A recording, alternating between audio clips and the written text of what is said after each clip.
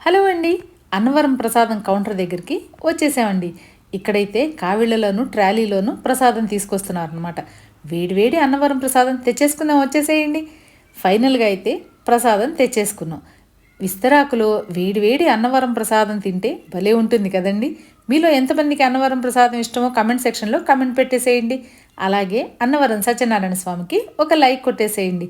ఇలా ప్రసాదం తినేసి పక్కనే ఉన్న రామాలయానికి వెళ్ళిపోయామండి. రాముల వారిని కూడా దర్శనం చేసుకుని బయటకు వస్తుంటే అక్కడ కళామండపంలో అన్నమాచార్య కీర్తనలు పాడుతున్నారు. అక్కడే కూర్చుని ఒక అరగంట సేపు కీర్తనలన్నీ విని టైం అంతా అక్కడ స్పెండ్ చేసామన్నమాట. అక్కడి నుంచి షాపింగ్ కాంప్లెక్స్లోకి వచ్చేసాం.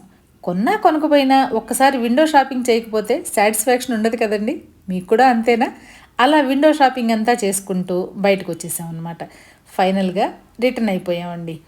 ఇలా వస్తుంటే మధ్యలో వ్యూ పాయింట్ ఉంటుంది కదా, అక్కడ ఆగామండి. పంపా నది అయితే చాలా అద్భుతంగా ఉందండి. చల్లటి గాలి. అక్కడే కూర్చుని ఫొటోస్ దిగి కాసేపు టైం అంతా అక్కడే స్పెండ్ చేసేసాం. ఎలా ఉంది నా వీడియో? మీకు నచ్చిందా? నచ్చితే తప్పకుండా లైక్ చేసేయండి.